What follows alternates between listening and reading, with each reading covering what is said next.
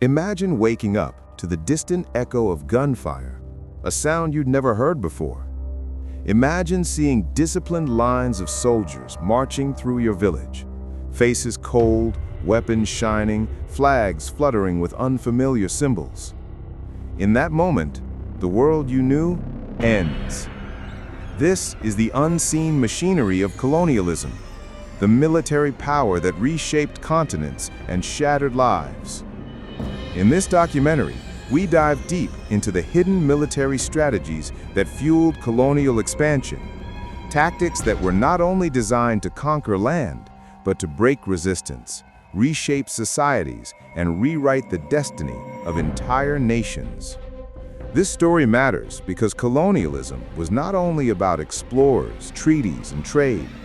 Behind every empire stood a well-crafted system of military force, sometimes visible, sometimes disguised, that determined who lived, who ruled, and who vanished. Today, we uncover what really happened behind the scenes. When European ships first appeared on distant shores, many communities had never seen vessels of such size. These ships seemed like floating fortresses, towers of wood, iron, and gunpowder. As the anchors dropped, soldiers stepped out in polished boots and heavy coats. Their muskets, cannons, and steel blades glinted under the sun. For many indigenous peoples, this was their first encounter with industrial warfare. Colonial powers relied on a tactic historians later called shock and awe. By displaying overwhelming firepower upon arrival, they created fear before negotiations even began. A single cannon blast, echoing like thunder, could send villagers scattering. A musket line firing, releasing smoke and flame, created confusion among defenders who had never witnessed such technology. But behind the loud noise was a quieter strategy: intimidation.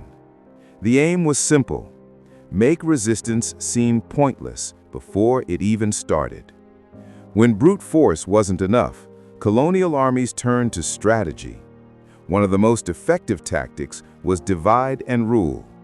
Instead of fighting entire regions at once, colonial officers exploited local rivalries, ethnic tensions, tribal disputes, political unrest. They identified leaders who were willing to cooperate. They supplied weapons to certain groups. They encouraged rival chiefs to mistrust each other. And in many cases, colonial armies didn't even fire the first shot. Communities, once united, found themselves manipulated into internal conflict, and spiritual beliefs were often discouraged or banned. Stories spread that colonial armies were invincible, that they had magical weapons, that resisting them meant certain death. Over time, many communities internalized this fear. Psychological warfare became one of the most effective tools of colonial dominance. Colonial armies didn't just fight, they also built, and they often did it with forced labor. Villagers were rounded up to construct roads, dig mines, or carry supplies for soldiers. Some worked under the threat of violence, others in chains. Colonial military forces depended on this unpaid labor to sustain their control. They needed porters to move heavy equipment, guides to navigate unfamiliar terrain, cooks, cleaners, and workers for endless construction projects. What looked like economic development from the outside was, in many cases, the result of military coercion. Families suffered, communities were displaced, entire cultures were forced to support a system that oppressed them. Despite overwhelming power, people resisted. Some resisted with weapons, like the Zulu Kingdom, the Ashanti Empire, Burmese fighters, Maori warriors, and countless others. Others resisted through diplomacy, refusing to sign treaties or surrender land.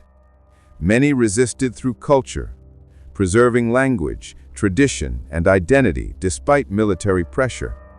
Stories of resistance often took place under impossible conditions, leaders making desperate last stands. villagers hiding wounded fighters in forests, secret meetings held under moonlight, mothers passing down forbidden songs, elders whispering history so it wouldn't be erased. These moments of defiance revealed something the colonial armies never understood. You can conquer land, you can control people, but you can never fully conquer the human spirit. By the early 20th century, cracks began to appear. Colonial wars were expensive. Maintaining forts, garrisons, and infrastructure drained budgets. Resistance movements grew stronger and more organized. World War I and World War II added enormous pressure. Colonial soldiers recruited or forced into European armies witnessed contradictions firsthand. They were asked to fight for freedom in Europe, while their own countries remained under colonial rule. This awakening ignited independence movements across the globe. From India to Kenya, from Algeria to Vietnam, from Ghana to Indonesia, people demanded what they had been denied for generations: the right to control their own destiny. Colonial powers, weakened by global wars and economic collapse, no longer could rely on military might alone. The world was changing, and the era of empires was coming to an end. The climax of this story arrives when colonial armies, once seen as unstoppable, begin losing the one battle they never expected: the battle against ideas. Guns could silence rebels, but they couldn't silence hope. Forts could control land, but not the desire for freedom. Propaganda could hide the truth, but not forever. People marched. People organized. People reclaimed their voice. In many places, the final blow to colonial military dominance wasn't a violent uprising, but a simple, powerful demand: leave. We can govern ourselves. And eventually, the empires did leave, defeated not by weapons, but by the unbreakable will of the people they once sought to control. The story of colonial military tactics is more than a chapter in history. It is a reminder of how power operates: quietly, strategically, and often violently. But it is also a reminder of resilience. For every cannon fired, there was a community that rebuilt. For every culture suppressed, there was a generation that revived it. For every border drawn, there were people who refused to be defined by it.